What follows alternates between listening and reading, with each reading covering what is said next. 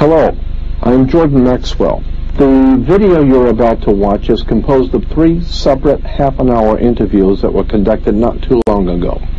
The lady that will be interviewing me is Rita Dyson. The man is Ralph Walker. The response to these 3 half-hour interviews when they first aired was so favorable that we felt that we wanted to put them together into one program, and we hope that you will enjoy them. And of course, we would be very happy to hear from you if you'd like to have some further information. I want to thank you for your time.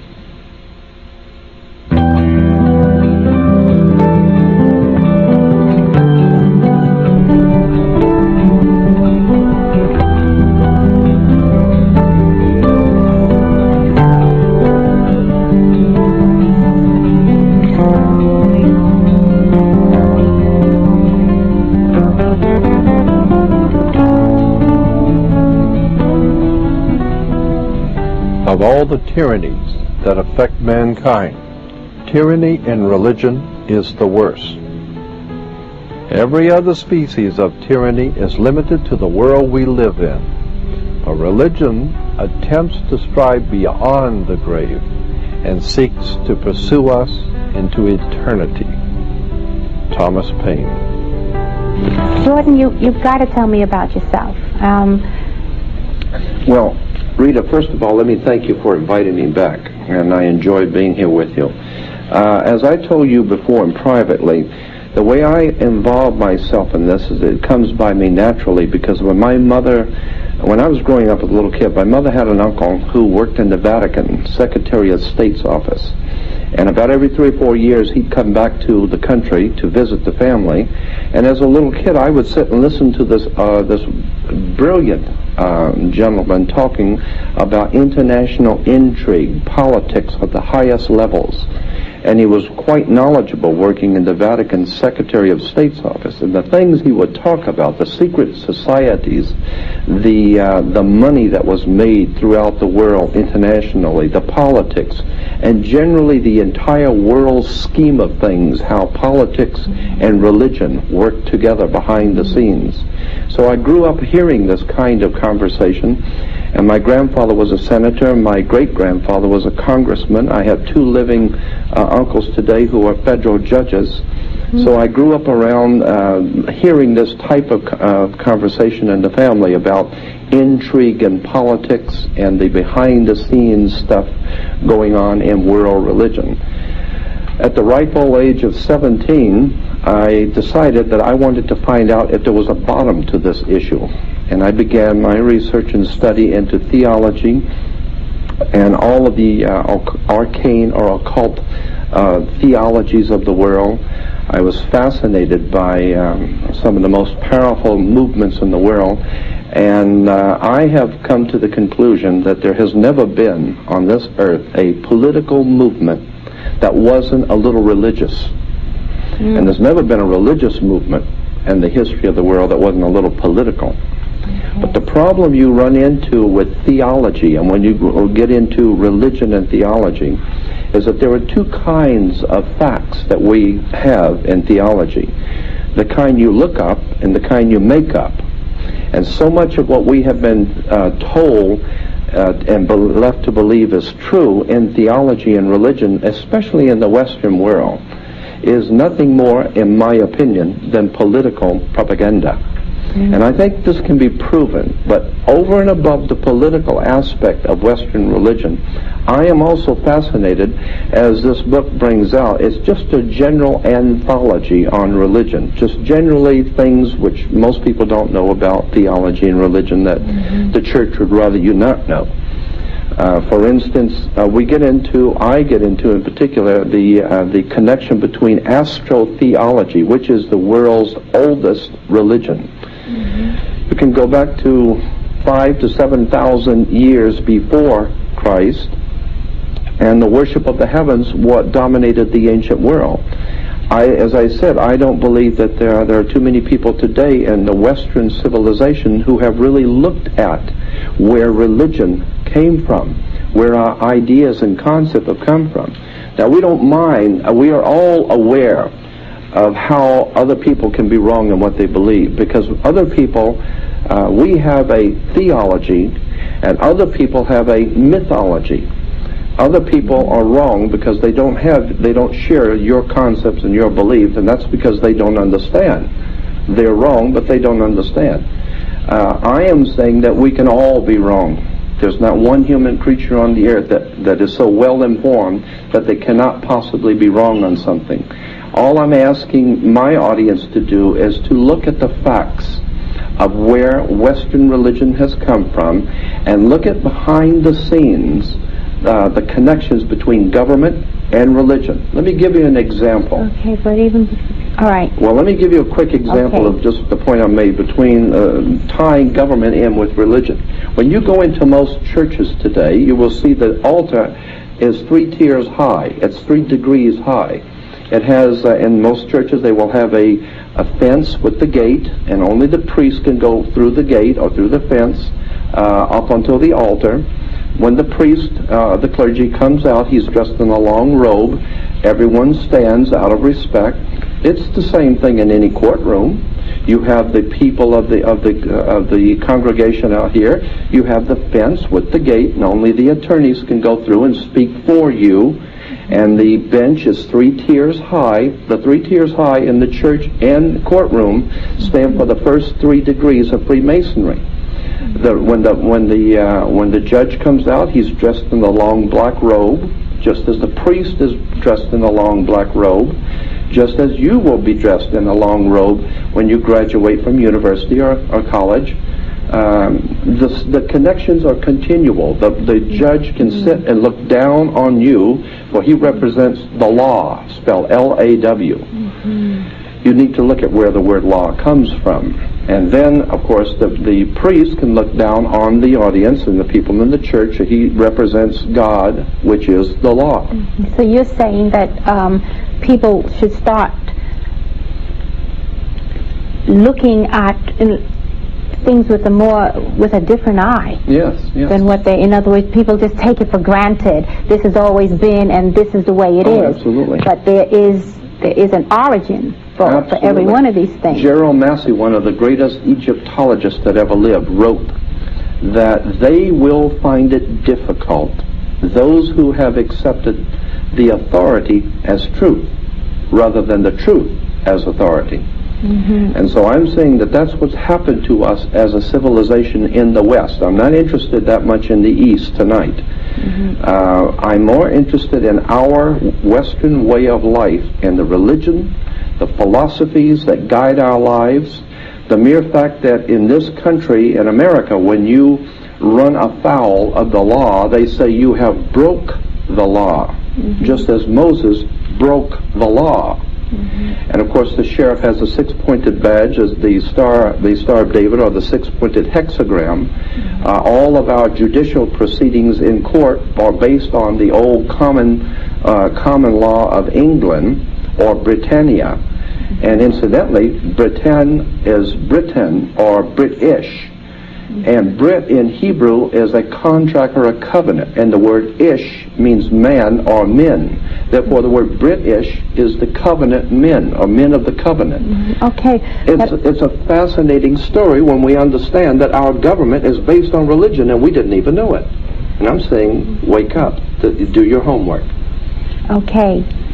You have such a vast amount of information that I have to try and hold you back a minute, because I want to get into more things. Okay. I want to say some things here. Okay. For one thing, first, let me say this. How would you classify yourself? I mean, are you religious, or are you spiritual? Are you what somebody would say agnostic? I mean, what are you? I'm a common man, an ordinary man, in the pursuit of an extraordinary subject. I consider myself to be one who appreciates and will fight for truth. You are a truth seeker. I think that's probably the best way to term it. I am an extremely spiritual person in that I hold very, very high spiritual morals, ethics. I believe in a very powerful spiritual force that dominates and overshadows the world. Christians call it God. Others may call it something else, but I have a very high respect for spirituality. I have no time for religion as such. Anything that is organized by man, quite certainly, is not touching God. I think that we have a direct connection with our Creator, with that great spiritual God force in the universe. We don't need another man to intervene for us. Okay, so then, would you say that, let's say somebody might say, oh, how dare you question the Bible? I mean, how dare you write a book like this? You must be a demon or something. How would you answer that? I would say the same thing has been said of Solomon Rushdie. How dare you question the Quran? How dare you question the Karl Marx in the Communist Manifesto, or Mao and the Little Red Book of Mao? How dare you question authority? I'm saying that the man that we read about in the New Testament, the one called Jesus, if he taught us nothing, it was to question authority. Because anytime you give away your spirituality and your authority, and you do it yourself, you know, no one comes and puts your hand behind your back and forces you to give up your spirituality and your individual freedom and your right to be a human being and decide for yourself. You do that yourself, and when you do that and you give up your sovereignty to the government, to the church, to a religion, to a book, to a concept, to anything, you are enslaving yourself. All I'm asking the public to do is do a little research. See if what I'm saying is wrong, and judge for yourself. I'm not advocating. I'm not running for a political position. I'm not trying to start my own church. What I would like to see done as a spiritual revolution in this country, where people say, just say no. Just say no to organized religion. Just say no to organized government. Just say no to tyranny. I don't care where it is and what color it is. Bigotry, ignorance, ill-informed stupidity. Just say no. From here on out, the point I'm making is that you need to do your homework. You need to study and find out where things came from. What happens? What happens when they do find out? What happens to those who their whole life has been the Bible? There's so many people who have, you know, the Bible is what keeps them going every day. What will they have to replace it? Ask the Russians in Russia today. Ask the Russians in Russia today, what is it like when you find out that you've been hoodwinked, that your government was not the most powerful, the most wonderful government on earth, and now it has totally collapsed? Now what are you going to do? You trusted, you brought up your children, you wasted your entire life, and you went along to get along. And now what happens? Your whole world is collapsing around you. And why? Because you didn't do your homework and you didn't stand up for what was right when you could have. You went along to get along. Because it was comfortable at the time, and now it's very uncomfortable. And I'm saying that that's what we all have to do, is look at the uncomfortable facts, that nothing is permanently on this earth. That nothing is permanently on this earth. No. Let's see. They have here Bible models, Bible morality. They have here who is Jehovah? And this is Thomas Jefferson who wrote this. Who was Jehovah? A being of terrific character, cruel, vindictive, capricious, and unjust. Then also, who was Abraham? An insane, barbarian patriot who married his sister, denied his wife. Who was Jacob?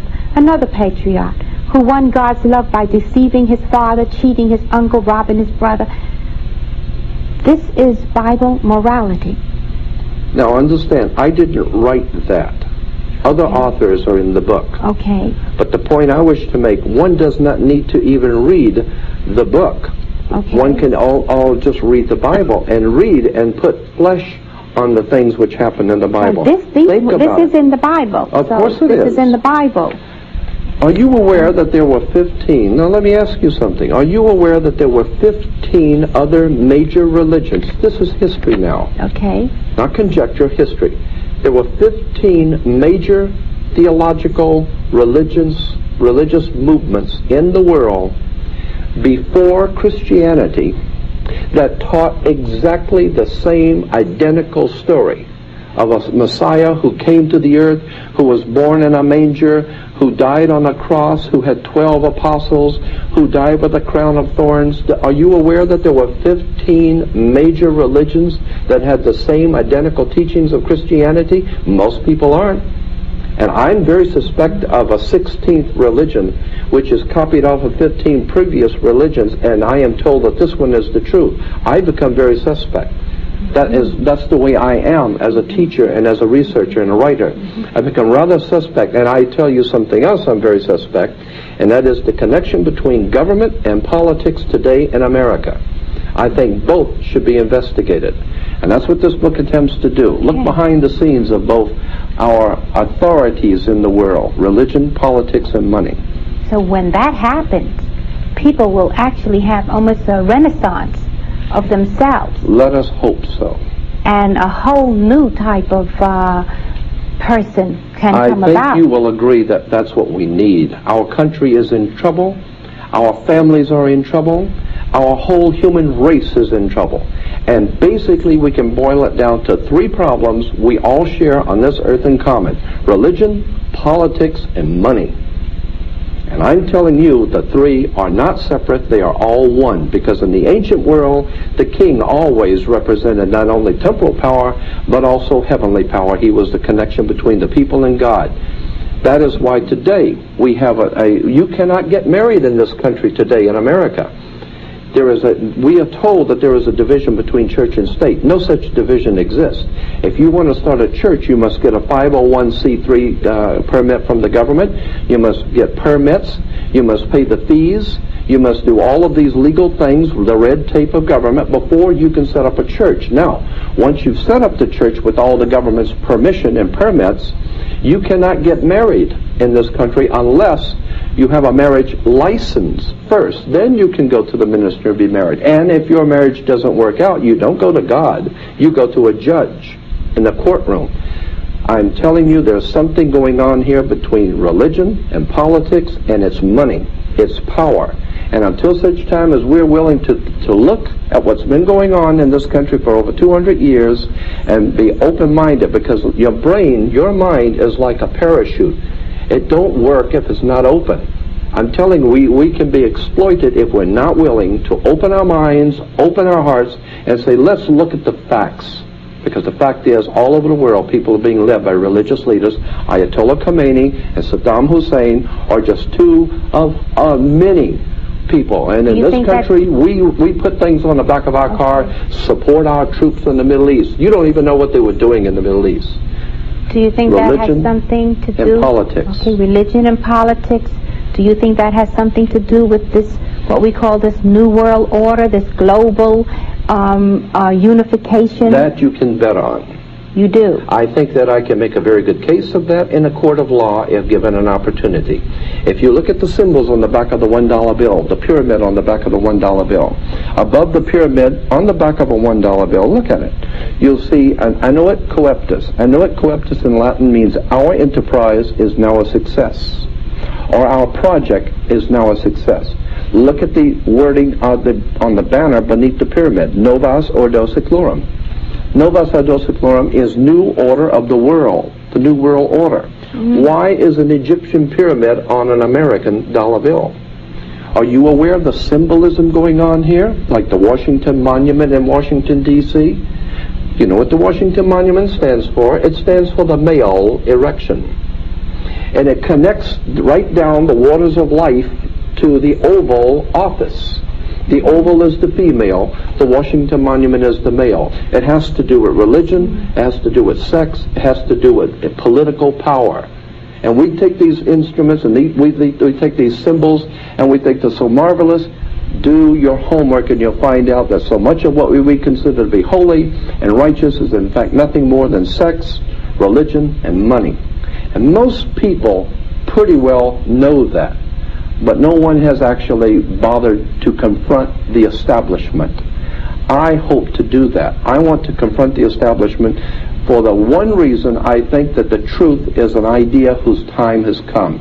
I think we've all been manipulated and exploited, and it's time we look at the real truth. Yes, well, I think that a lot of people are somewhat walking around in a daze. Oh, so many course. things are happening. They don't know where to turn. Absolutely. And I think that many of them, they don't really feel very happy with what they're receiving in church when they do go to church. You know, they feel something is wrong. It's because something is wrong. It's not true. The things which we have been told are not true. You can prove this in any good library. All one has to do is do something you've never done before. Go to a library and spend all day reading theology, and you will find the world has known for thousands of years that these stories are nothing more than stories. Now, as a matter of fact, Rita, the Bible is called the greatest story ever told. The greatest story, not the greatest collection of facts, not the most paramount document on earth, the greatest story ever told. It's a story. One must know how to read the symbols and the emblems and the terms. And that is why the symbols in the Bible symbols too? are in the Bible everywhere. I mean, did you know, for instance, that the book of Revelation was not written by Christians? The book of Revelation was around for at least 500 years before Christianity ever came into existence. The book of Revelation was already in circulation. No John ever wrote the book of Revelation. His name was Ion, I-O-N, from the Ionian Sea. And when in Latin, when you change I's to J, it becomes J-O-N. But in the English, it becomes J-O-H-N.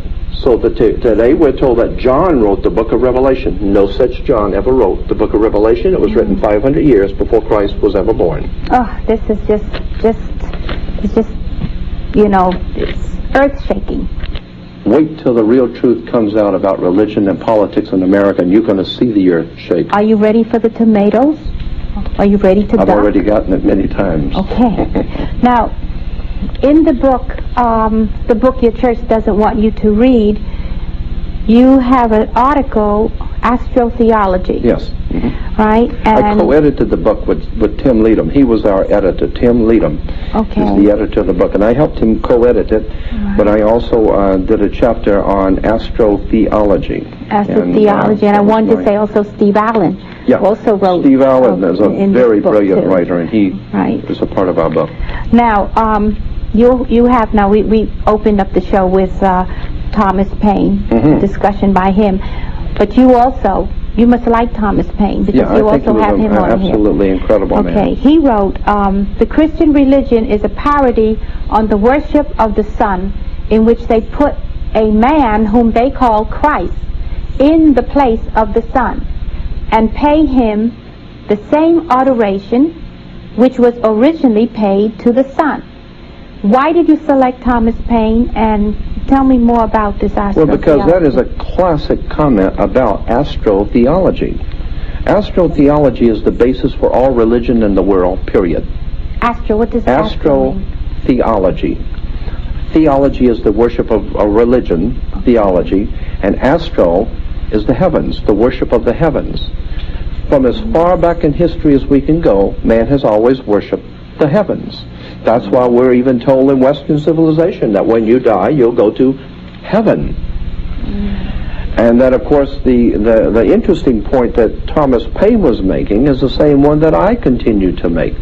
That the whole concept of the Son, S-O-N, God's Son, goes directly back to the old concept of God's Son, S-U-N, being the risen Savior, because the Son is the risen Savior. It does rise. And of course, God's Son, S-U-N, the Egyptians said had an evil brother. He was the Prince of Darkness. And he came out at night to rule the world. When God's Son died and went away, the world was in the hands of the Prince of Darkness. And his name was Set. And he came out at sunset. Okay. Today, even the Egyptians said that newborn son that came up every morning, his name was Horus. And they would come out in the temples of Karnak and the temple at Thebes and Heliopolis, Egypt. And when the sun would come up in the morning, as they still do in the Islamic faith, they would meet in the morning to greet the coming of the new sun. We do it in Easter. We have Easter sunrise services. Yes. Horizon. Horus Horizon. That's where we get the word horizon.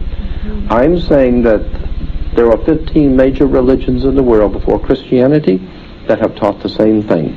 It is a very ancient, old story. That's why the Bible's called the greatest story ever told. So now, and I'm not saying there's not good spirituality in the Bible. I am saying that it has been twisted and used by political powers for a political agenda to keep us ignorant, ill-informed, and unread, depending on the Lord to come back to help us, when in fact there is no Lord coming back to help us. Education, knowledge, and your own personal spirituality and investigation of what the story is really about. Do your homework. That's the only salvation we have left. Well, there's a few questions I wanted to ask you, but okay. What about there's no Adam and Eve? No, or the word Christ? Adam comes from the word Adam. No, that's why the Hebrews do not take part in Christianity. The Jews do not accept Jesus as the Messiah, and many Christians jumping to conclusions say, well, the Jews don't accept Jesus. That's because they hated the Messiah. No, no such thing is true. The reason why Jews do not accept Christianity is really rather simple. They know the story, and they know it's just a story. It's the Gentiles that don't know this. What we need to do is wake up and find out that this is a story. What is the story telling us? Now, in our last discussion, you were saying that the government, which says about separation of church and state, but that is not true. I don't believe that. The government is very much involved with religion. Yes, yes. Actually, if you'll go back to the very beginnings of mankind, there's always been this coexistence between government and religion, between church and state. And of course, in all the ancient empires, the king also was the mediator between God and man. So he wasn't just the king of the state, he was also the mediator between his people and God. Up until the time of the French Revolution, that was always the case even in Europe with the papacy. Today, of course, we in America like to believe that we have a division between church and state, but it is my proposition and my idea that no such division exists, that the church as we know it today in Western civilization is in fact nothing more than a tool and a counterpart to government. It is like two hands, government and religion, both helping the one mind to do its work. And so that's what I am intending to do, is to enlighten people as to where government ideas, concepts, and belief systems have come from, and theology and religion, and where those ideas have come from, and show the connections behind the scenes of how we, because we're unread in the field, are being manipulated and exploited by government and religion. And I think it's an idea whose time has come. And you asked me before what kind of a reception I get. I get a very powerful, positive response. When I was in New York, on ABC New York, with Bob Grant, I was supposed to do a half-hour interview. I ended up doing a 2-hour interview. The response was overwhelmingly positive. Many people in our country know instinctively that there's something going on in big government, big business, big money, and big religion. And everyone seems to know that, but no one has, as of yet, gone into and brought out all of the facts surrounding religion and government in our country and the monetary and the money connection. Okay, now... That's what I'm trying to do. Yes, now... Wouldn't you say that that allows, in other words, if people begin to see what you're saying, and I mean our government, it's the guidelines, it's based upon the moral guidelines, it's based upon religion, right? Absolutely. Now if you take away the religion, what will happen to the moral guidelines? Well, I'm won't not have trying. any. You see, I'm making the distinction here. I'm not talking about spirituality. I am a very highly spiritual person. I believe in a divine overshadowing in the universe. I You do believe in the absolutely divine. in a divine God or creator. I totally am convinced that there is a divine essence to us, and so I have no problem with spirituality. What makes you convinced? Well, I'm talking about organized religion. No, but what makes you convinced about that we do have a divine spirituality? Oh, I think that there are far too many things that happen to all human beings that we know that there's more to life than just us. Okay. I think that we've all had too many experiences. Every one of us have had experiences, some even more so than others. Right. But to prove that there is some sort of a spiritual dynamics to our life. I myself have had many experiences in a spiritual way to convince me that I am not here on this earth by myself, that there are spirits here. I believe in a God or a creator. I have no problem, as I said, with spirituality. I have a very big problem with government, money, and religion. Yes, that's somewhat contaminates the beauty of the divine essence. Absolutely. That is there. No doubt about it. And we have the best politicians and religious leaders that money can buy, and I'm tired of that. So okay, that's can what I just ask you something? Do. Kind of thrown off a little bit. Do you believe in reincarnation? And what does the Bible say about that? And well, I believe that I think that you can make a good case for this. That in the Bible, in the Old Testament and the New, I believe that there was much in the Old and New Testament to support reincarnation, but was dropped out and taken out during the Middle Ages, because we know that happened. We know many scriptures were deleted, and some things were put in that were not in the original. Mm-hmm. So I think that the scriptures dealing both in the Old and New Testament with reincarnation were taken out purposely, because the church felt that that would be harmful to the people to think that they come back and they come back again. Because if you keep coming back before God in other lifetimes, then why do you need to contribute to the church today? Why do you absolutely? Why do you even need to go to church today or to even hear the priest if you're going to come back the next time and do it over again anyway? So I think the church said no, none of this. We have to take that out and let everyone believe that they only have one time through, and that's it. So you have to be in subjection to religion. Oh, so that right there shows the government being involved with the... Well, I mean, even in European history, our history of Europe is filled with the papacy and the Pope of Rome being involved with the kings and the princes of Europe, and of course that's referred to as the old order of the world, the old world order. And of course in America we have our religio-political foundations, and we call ourselves a new world order.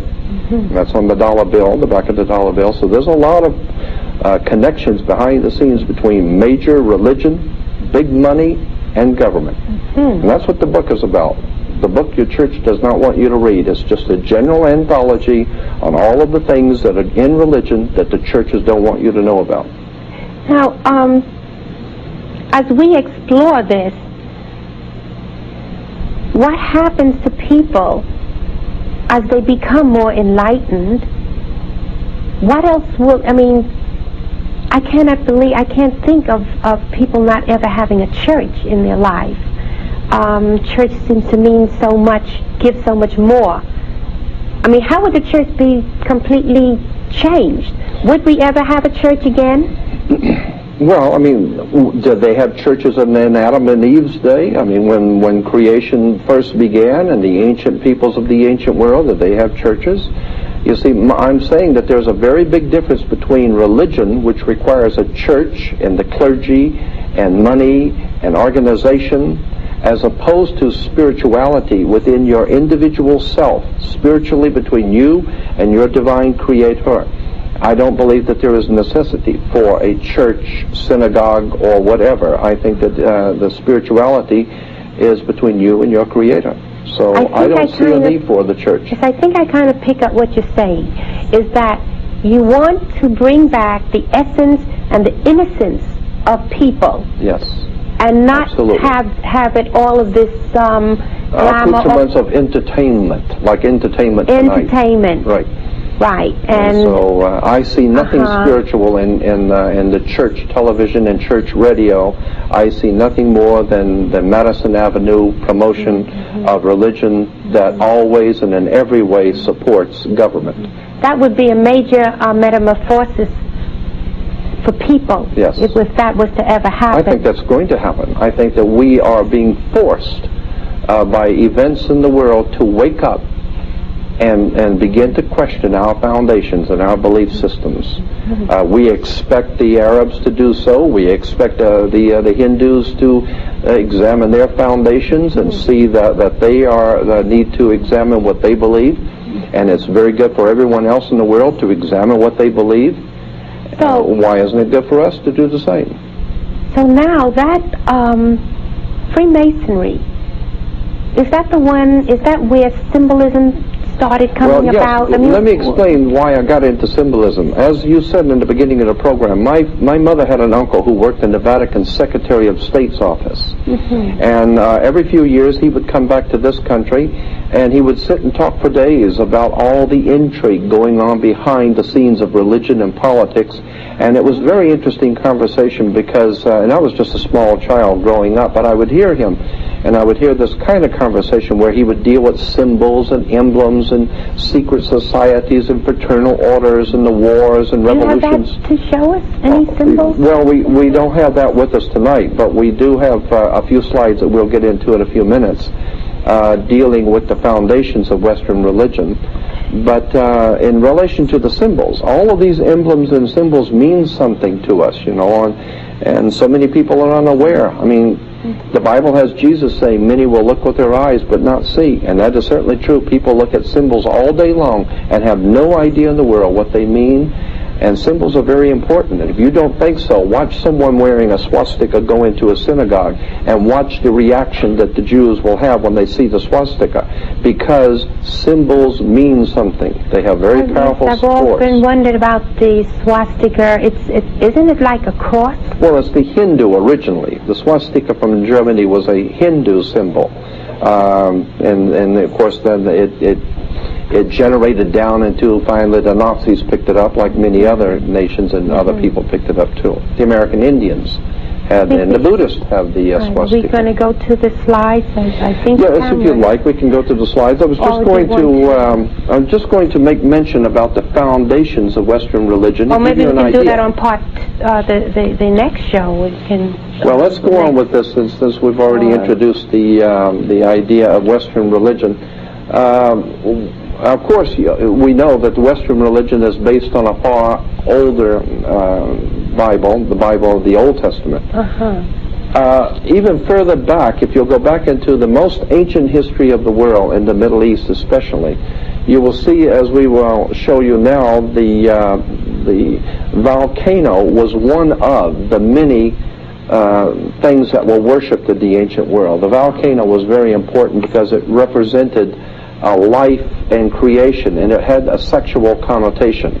Wow. That's why today in most men's rooms in hotels or restaurants there will always be a triangle on the door.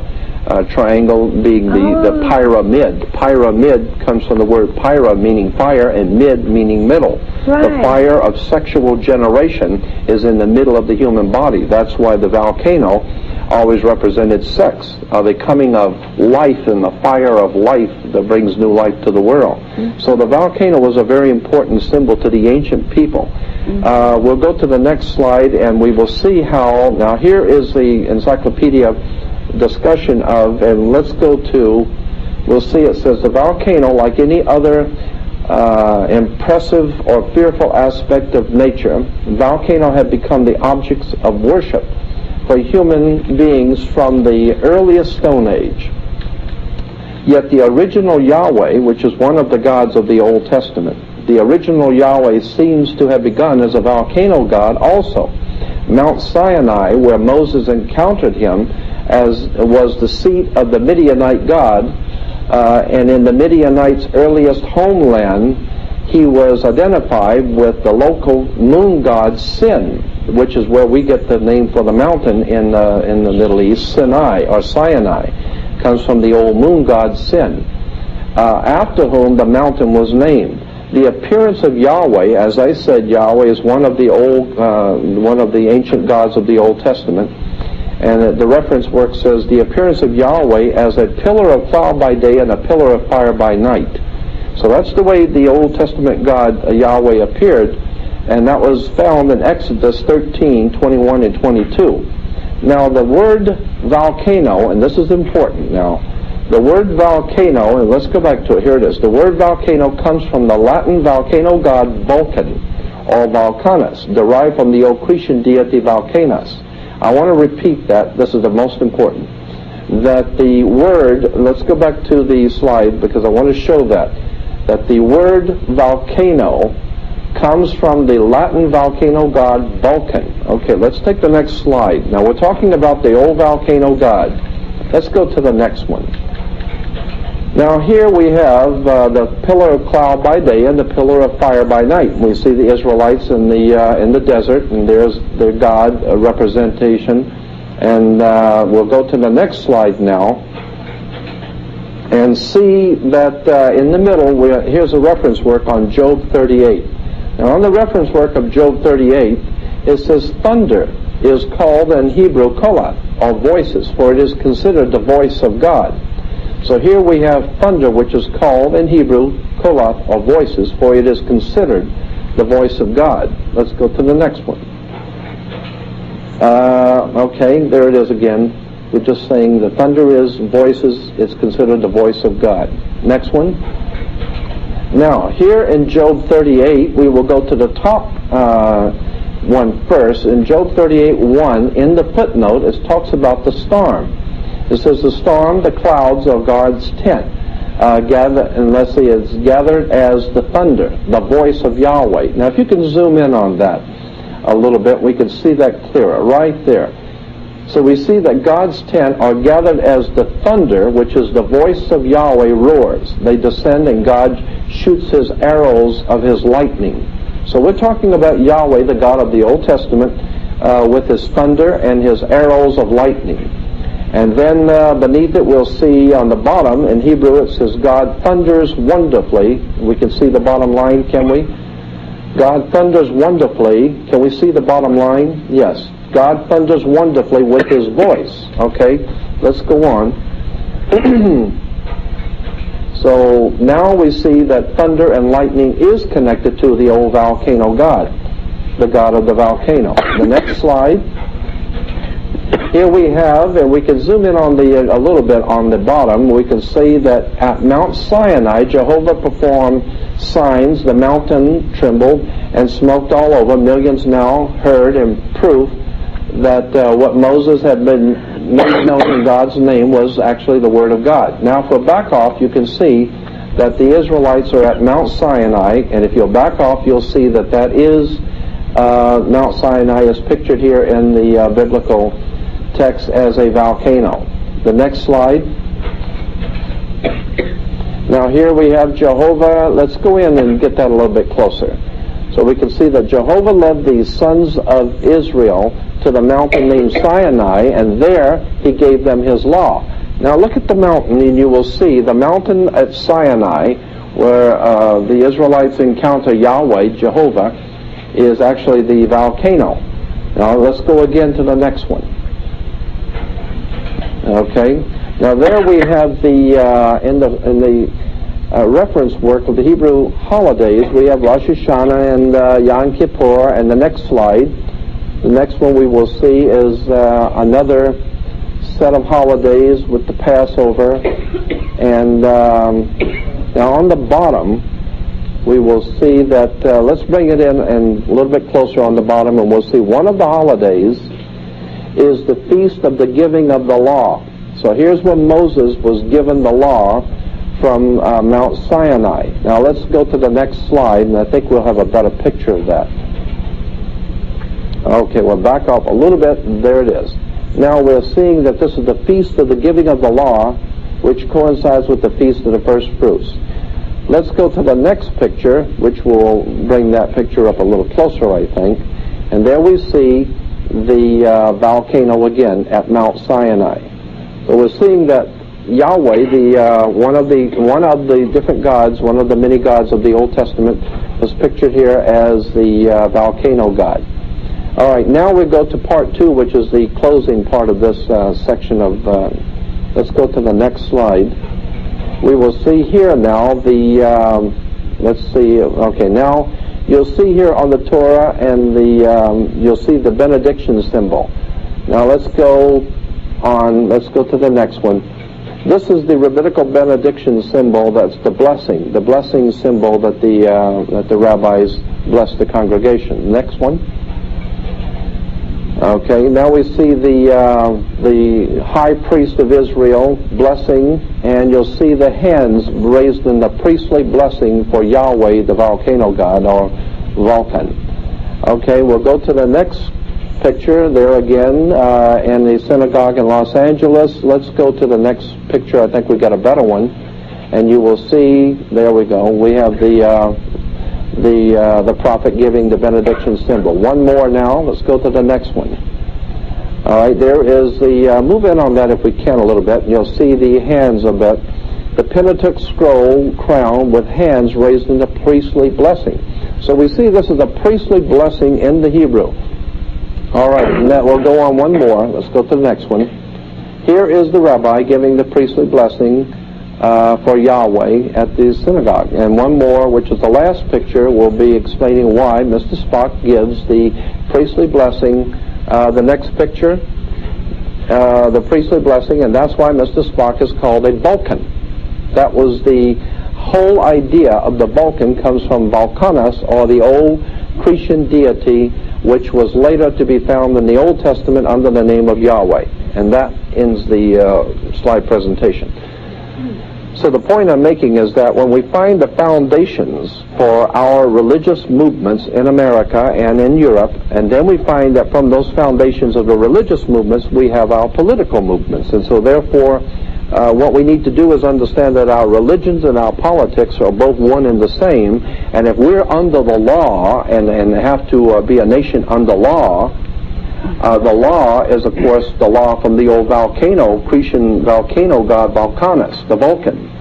So I'm saying, as I said, there are two kinds of facts in theology. There's the kind you look up and the kind you make up. And all I'm saying is that there's been a lot of theology that has been given to us, but people need to do their homework, because so much that we've been given, which is holy, comes to find out when you do your homework is not that holy. Can I ask you one more thing? Yes.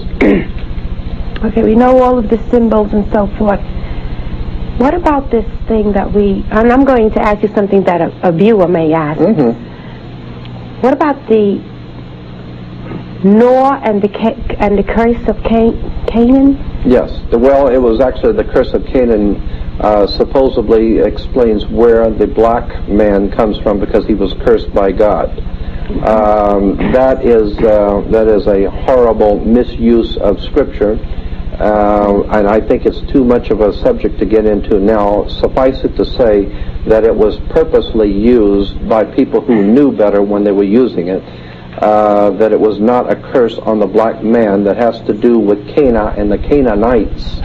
And the curse of the Canaanites. Canaanites were not black people. Black people were Africans, not Canaanites. Mm-hmm. So, we can dispense with that. It was misused Scripture. Mm-hmm. Is that something that we could have another topic on? Yeah, that would be a very interesting one. When you get into Canaan and Babylon, and how today the Babylonian Empire still rules in our world today. Our symbols and our emblems come directly from Canaan and Babylon. So if there's a curse on Canaan, we're enjoying it right now. Okay, so that's something we can come back and talk about. I'd like to do that, on that. Okay, all right, so now you don't feel that this is going to, when you take this away from people? No, I think it is a privilege to educate and help people to understand where things come from. What's going on. Yeah. Okay. I am absolutely enthralled, and I feel it's such a treat that you have come to be with us and to share this information with us. The secret societies is a very profound subject, and it's one that most people just have never even looked at very closely. For something that is so powerful and so important in our day, the societies which control our country from behind the scenes, it's really important for us to understand how they got here and the symbols which are used. Symbols, occult symbols, are like letters of the alphabet. Put them together and they tell a story. But if you can't read the symbols, you don't understand the story. Okay. And so a classic example I'd like to bring to your audience's attention is like on the dollar bill. On the back of the $1 bill, everyone's has a $1 bill in their pocket, but very few people have ever looked at the symbolism on the back of a $1 bill. There's much talk going on today in Washington about a new world order. If we look at the back of the dollar bill, the $1 bill, on the left-hand side you'll see the magic circle, and within that magic circle is the pyramid with the all-seeing eye separated from the body of the pyramid. And above the top of the pyramid, just above the eye, you have Annuit Coeptus, which is Latin for Annuit means our enterprise or our project. Coeptus basically means has been crowned with success or is now a success. Therefore, Annuit Coeptus is our enterprise is now a success. Now, what was that enterprise? That's right. Now, the enterprise itself is beneath the pyramid. Novus Ordo Seclorum. Novus is all Latin. Novus is for new, Ordo is order, and Seclorum is for the secular. Secular is like your secular job, your secular education, which means worldly, or the secular world. Therefore, Novus Ordo Seclorum is New World Order. A term that we hear quite frequently today. Exactly. Now, the interesting thing about this symbol of the New World Order, why is it pictured beneath an Egyptian pyramid? Pyramids are in Egypt. Mm-hmm. And so there's a reason why Egypt has played such a very big part in America. America is, to the secret societies of the world, America is referred to as the New Egypt. And therefore our symbols are from Egypt. Like in Washington, D.C., you have the obelisk in front of the White House. The obelisk is Cleopatra's Needle. Known as Washington Monument. The Washington Monument is nothing more than the Egyptian Cleopatra's Needle. As a matter of fact, if you fly over Washington, D.C. and look down, and you have pictures in libraries of Washington, D.C. from the air, you will see that it is laid out in a tremendous pyramid with the Capitol building in the triangle at the top. There's the long waterway, which is the River Styx, which is out in front of the Cleopatra's Needle. And, of course, at the end is the magic circle, the Masonic circle. So it all has to do with ancient occult secret societies, fraternal orders, and their symbolism. Now, a question that some viewers may be wondering, why the writing, why is it in Latin and not in some African language? Well, why Latin? Because, that's a very good observation, because it is African symbolism, but Latin language, because the how would you say, the new order was going to be made up of a white society, a white elitist society. And it would be based on the old mysticism and religion and philosophy of Africa, but it would be a new Africa or a new Egypt. So you're saying that new societies go all the way back into the Great Pyramid? Oh yes, goes all the way back, right. As a matter of fact, if you remember, the pyramids are made out of bricks. And those who work in the ancient world with bricks were called stone masons. And that's, of course, what we get today, the Masonic societies, or the Masons who work with bricks. So that almost all Freemasons realize that their fraternity of Freemasonry goes all the way back into the ancient world, into the first dynasties of Egypt, and all of their symbolism comes from Egypt. But what's important is to understand that today, in order to understand when the president says the New World Order, and you hear this term quite often now, let me explain to you what's being said when you hear the words New World Order. America is referred to as the New World. Christopher Columbus discovers the New World. Well, the Old World is Europe. And for almost 2,000 years, Europe has controlled the world. Europe has dominated the world. and Rome has dominated Europe. So for almost 2,000 years, Rome, or the Roman Church, the Roman authority of Europe, through their ancient houses, their fraternal houses, have controlled Europe, and Europe has dominated the world. Now, did the Crusades have anything to do with it? Absolutely. That's exactly right. That's why Steven Spielberg and the George Lucas movies with Indiana Jones and The Last Crusade. Of course, you can't understand The Last Crusade if you don't understand the first one. And it has to do with the Lost Ark, and that's why Raiders of the Lost Ark, the Ark of Covenant. And now, incidentally, in that Raiders of the Lost Ark, where were they looking for the Lost Ark? In Jerusalem? In Palestine? In the Holy City? No, in Egypt. They were looking for the Lost Ark in Egypt because that's exactly where the Ark originally was, in Egypt.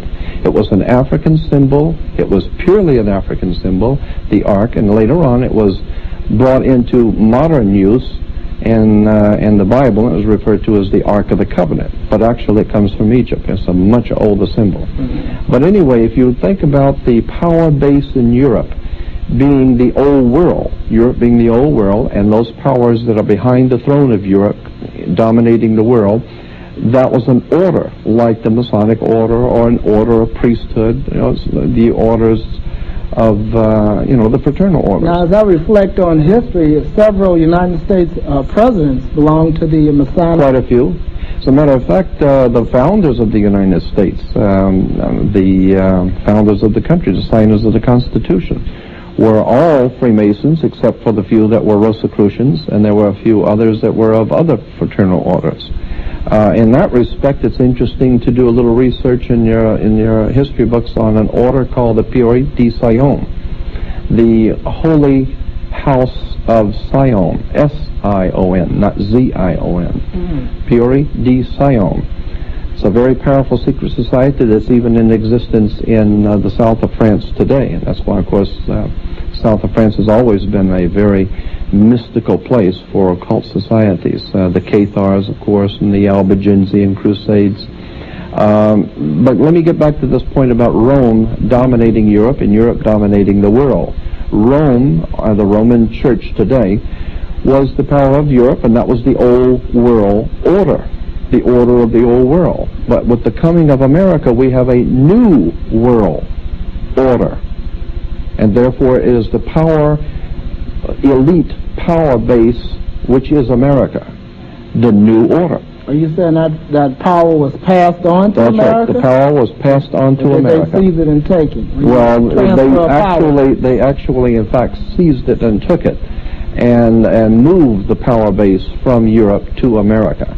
And therefore, the order that now is directing affairs behind the scenes in America is referred to by people on the inside as the new order, the new world order, because America is, as I said, the new world. And so when we understand what the symbolism on the dollar bill, and it's just an enormous subject, getting into the motion pictures, Hollywood is immense. Incidentally, the magic practicing priest of the old Celtics priest, the old Babylonian Celtic priest of Europe, had magic wands, and the magic wands were always made out of holly wood. And that's why, because they would work their magic and with Hollywood. And of course, the secret societies are still today working their magic with Hollywood. We use this terminology, secret societies. Are they really secret? Well, you see, not all of them are secret. Many are semi-secret societies. In the 35 years that I've been interested in this subject, I find that there is always going to be many people who have come out of societies for whatever purpose and for whatever reason, and begin to divulge some of the materials and some of the things that were going on behind the scenes. Usually we hear about this like 50 to 60 to 100 years later. Someone we finally find out wrote a book or something, and then we look back and then we can see why things happened the way they did. But today our world is totally in the grips of secret societies. The Middle East is dominated by some very powerful secret societies that work on fraternal orders. That's the reason why George Bush had the troops in the Middle East. It was to show power to other secret societies, so to speak, who is actually in control of the Middle East. I want to ask this question for a viewer that may be out there wondering, what about the Republican and Democratic Party? Well, George Washington, I didn't write this, I'm just relating it to you. George Washington mentioned in one of his letters, actually two letters, to a reverend in 1794, something like that, that that there was a secret society operating in Washington at the time, and he referred to it as the Democratic Societies, which was later to become known as the Democratic Party. And he said that this society of the Democratic Society or Democratic Party was absolutely a very, what was his word, subversive movement within the Republic. And it had as its motive, the dividing of the people from their government.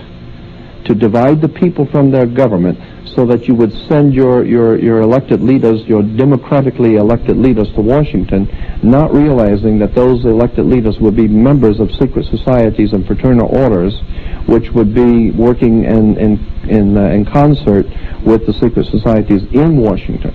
And you have to understand that Washington, D.C. is a very powerful spot in the world for secret activities. All right, well, I'll throw in a name like Ross Perot. Yeah, well, Ross Perot, I mean, he's even a newcomer. I go back into Woodrow Wilson's day. Woodrow Wilson's connections with occult orders and the occult symbols on the dollar bill. There's an interesting point about the dollar bill on the right-hand side with the eagle. Of course, the eagle is the old phoenix symbol of rising from the ashes of destruction, coming from the old Roman symbols, which even goes back even further than that. But above the eagle on the right-hand side of the dollar bill, you'll see 13 stars just above the eagle's head. 13 stars, and there are 13 cloudbursts around the 13 stars. There are 13 feathers in the wings. There are 13 stripes in the shield. On one side there are 13 arrows. The other side, at the bottom, there are 13 leaves and 13 berries in the leaves. The pyramid on the left-hand side has 13 layers. Now, what is berry symbolic? Well, it's just the most important thing is the 13. Why is 13 so dominating the dollar bill? Because 13 is a very powerful, mystical number to secret societies because, incidentally, our 13 colonies, the original colonies, were the reason why we didn't have 42 colonies. Why didn't we have 10 colonies or 127 colonies? Why do we have 13? Now, some viewer out there might say, well, 13 is an unlucky number. That's right. 13 is an unlucky number for you. That's the point. 13 is unlucky for you to use because it's a holy number. The 13 is based on Jesus and his 12. Jesus and his 12 make the 13. The 12 followers of Jesus were called in the Bible the cornerstones of the New World Order, the cornerstones. Jesus is twice referred to in the New Testament as the chief cornerstone the builders rejected, the chief cornerstone. Mm-hmm. The word chief cornerstone in the Bible is a Greek word, means the peak of a pyramid. That's what it means. So they're the top of a pyramid. Therefore, that peak of a pyramid is a chief cornerstone. And according to the old occultic understanding of the old Kabbalistic understanding of the Bible, that pyramid at the top with the eye is, of course, Jesus.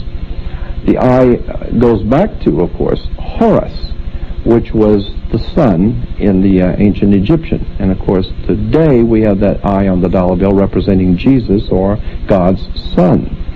Now, do you know the person that designed the artist? Yes, the artist that designed, I'm not sure exactly who designed it originally, but that symbol on the dollar bill on the left-hand side with the pyramid has been in existence just as it is today.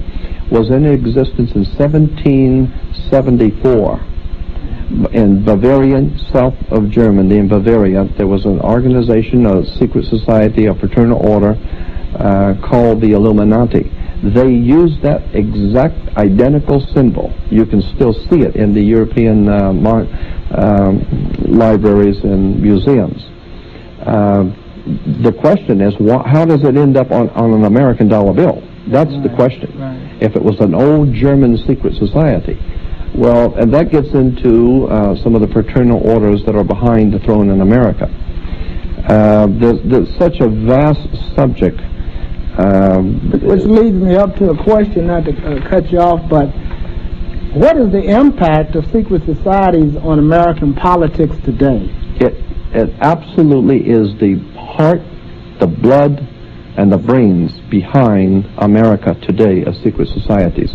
The Republican Party is one hand, the Democratic Party is another, and the brain is the secret societies behind the scenes.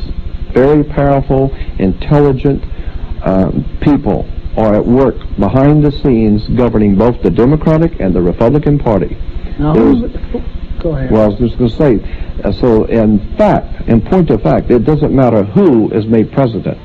The power is always going to be in the hands of the people behind the scenes. That's why in America we have a right to elect. We love to talk about our right to elect, but we don't have a right to select. That is decided upon by those who are in power. Like today, the Democratic Clinton and the Democratic candidate Clinton is a member of is a very well-educated man. He is a Rhodes Scholar. Yes. And if you understand what the Rhodes Scholarship comes from Cecil Rhodes of South Africa.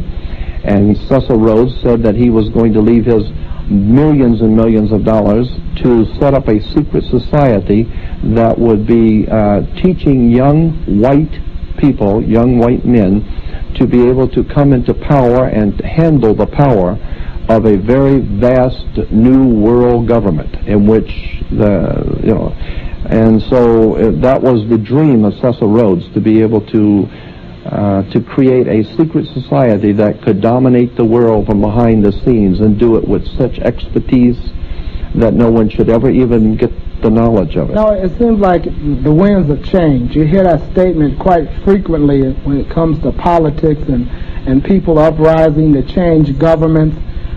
Does secret society have any impact with the situation that's going on in Europe? Absolutely. How secret societies have to do with everything that's going on in the entire world. You have to know that where there is politics, there is money. Where there's money in politics, there's religion. And there are powerful forces at work right now in Yugoslavia. There are books written 20 years ago talking about how the secret societies in the 90s, the early 90s, were going to break up Yugoslavia. And they had already designed how they were going to do it, who they were going to start the war with, and how they were going to start it. 20 years ago, books were written about Yugoslavia. That's just one example. And if you, in that type of research, you can pretty well tell what's coming down the line. You can already tell the who's going to be doing what if you understand the story. As I said, if you can read the symbols. Now, a question for viewers out there. You're not just predicting doom. What can the American people do, or people that want to change? What can they do to expose these societies? Well, let me say this. I am directing my words, my work, what I do. I am directing my comments and my work only to a select people, only to select few.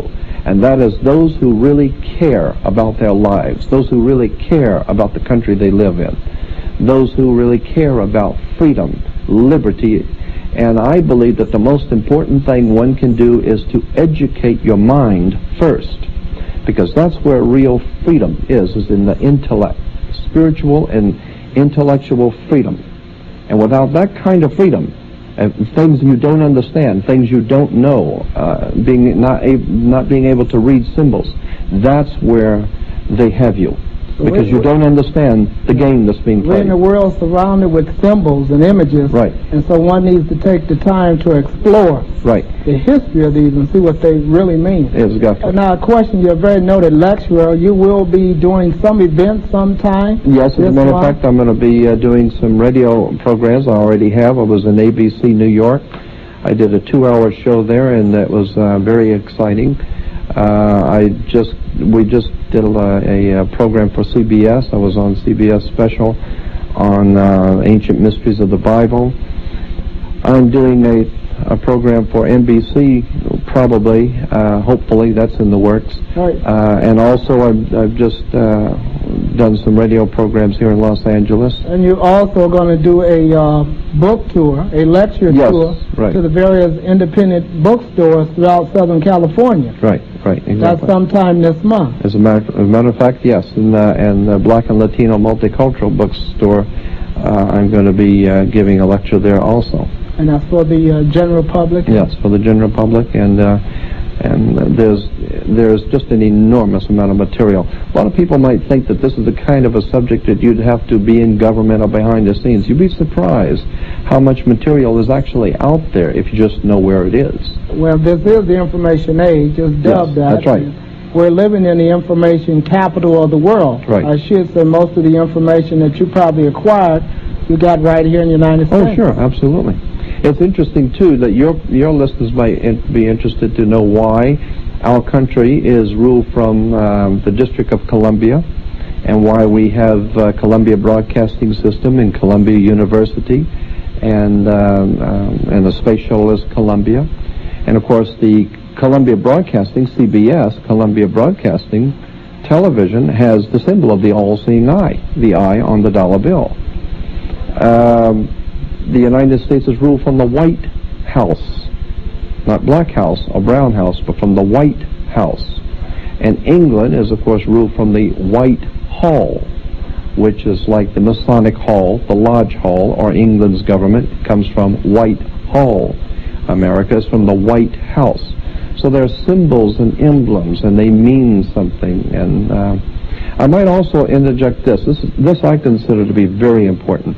When the new King of England is crowned, Prince Charles is made king, listen to the words that the Archbishop of Canterbury will say to the new king in his initiation ceremony.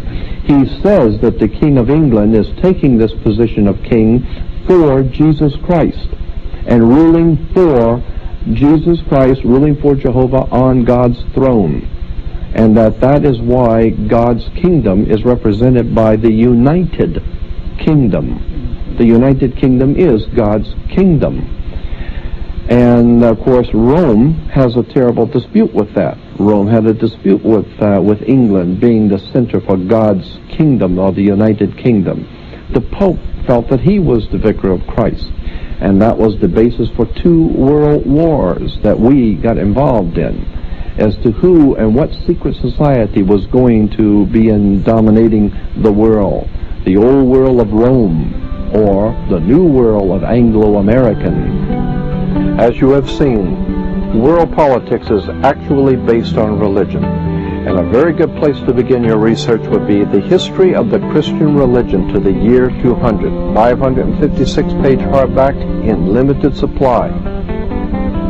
And a most exciting book called Symbols, Sex, and the Stars. This is one of my most favorite books.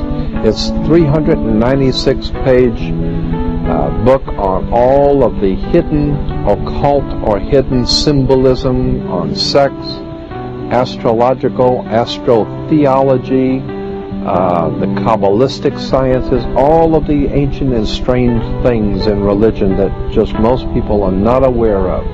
This is a 396-page blockbuster book. It's been reprinted by the Book Tree, and I highly recommend it. And also, I am producing a new video based on this book. This book is so sensational, I'm basing my new video on this book, Symbols, Sex, and the Stars. You don't want to miss this one.